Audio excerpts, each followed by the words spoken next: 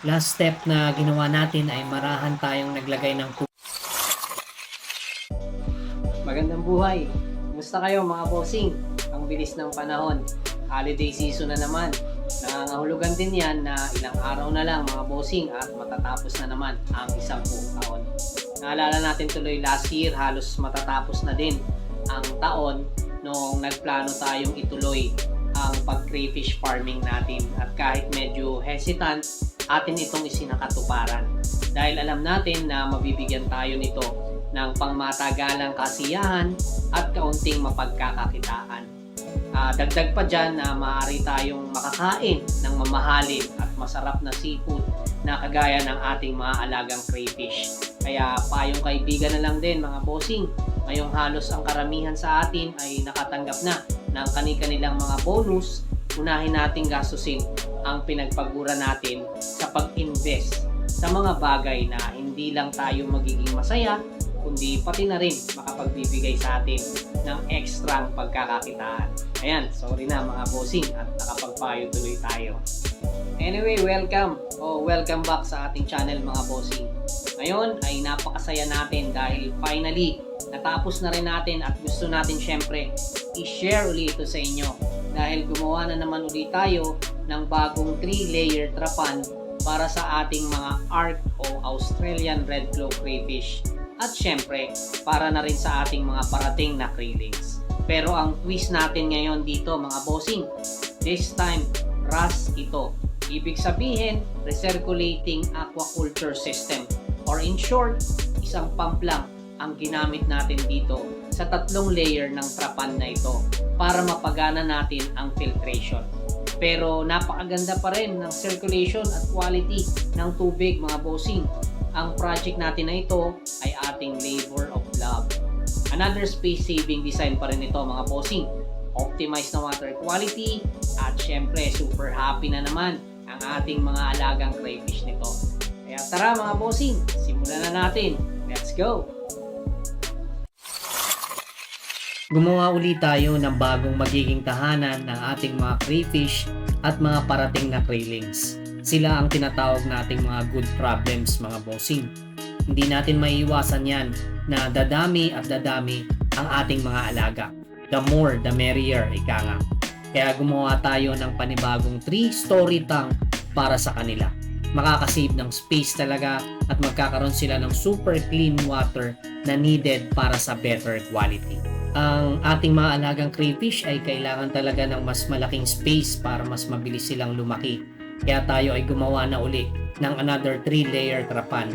Seam built lang din ito mga bossing sa nauna na nating gawa. Slatted angle bars at special liner ng trapan. Clever way talaga to mga bossing to save space. Always inspired and happy tayo sa paggawa para sa ating mga alaga mga bossing.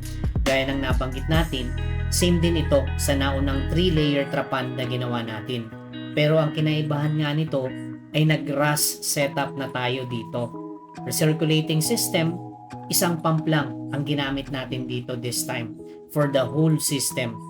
Gumamit tayo ng Aquaspeed 4000.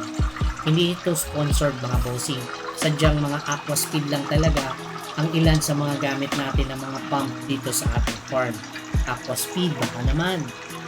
Sa totoo lang mga bossing, kaya siyang gamitan ng mas mababang Aquaspeed 3000 lang dahil malakas itong Aquaspeed 4000 para sa setup natin na ito.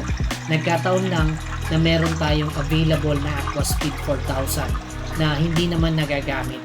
Kaya ito muna, pansamantagal, ang ating ginamit sa ating ginawang 3-layer trapan. At kung mapapansin nyo rin mga bossing, gumamit tayo ng gate valve para makontrol natin ang pag-adjust ng hina at lakas nitong Aquaspeed 4000 pump natin. Gumamit din tayo ng PVC pipe sa setup natin na ito mga bossing para magtuloy-tuloy ang daloy ng tubig galing sa pinakaibaba, dadalhin sa taas at bababa uli ang daloy ng tubig papuntang second layer, pabalik ulit sa first layer. Ganyan ang setup ng ating RAS 3-layer trapan. Ang tubig ay paikot-ikot lang sa 3 layer ng pan natin. Naglagay din tayo ulit ng individual filtration kada layer. Nagdagtulong sa ganda ng quality ng tubig. Alam naman natin mga bossing na clean water is life para tayo magkaroon ng super healthy at quality krillings at crayfish sa ating farm. Last step na ginawa natin ay marahan tayong naglagay ng tubig sa bawat layer ng ating trapan. Same process lang din mga bossing sa kung paano ang ating ginagawa. Pagkatapos malagyan ng tubig at water conditioner ay pinabayaan na natin gumagana ang pump para ma-cycle ng ilang araw bago makapag-fish test at i-monitor na lang ng mabuti ang water quality para ma-make sure natin na everything is perfect. At finally, malagyan na ang ating 3-layer trapan ng ating mga alagang krillings at crayfish. Ayan mga bossing, idagdag na lang din natin uli para sa mga bossing natin na nagpaplano o gustong magsimula rin sa crayfish farming and breeding at nais ng shortcut way para ma-lessen ang mga errors. Take advantage na mga bossing ang ating urban package setup at hopeful tayo mga bossing na personally ma-meet at maturuan natin kayo from start to finish. Kaya simulan na yan in a smarter way. Comment na lang dyan sa baba mga bossing or PM na lang sa ating FB page or sa ating contact number para sa mga nais ng magsimula.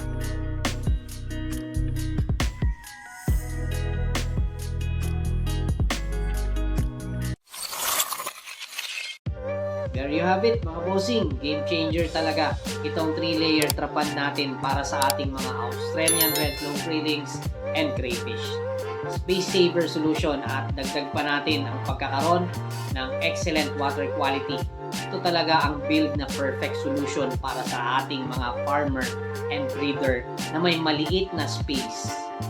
Anong mas bet nyo mga bossing sa dalawang magkaibang 3-layer trapan filtration system na sinetup natin?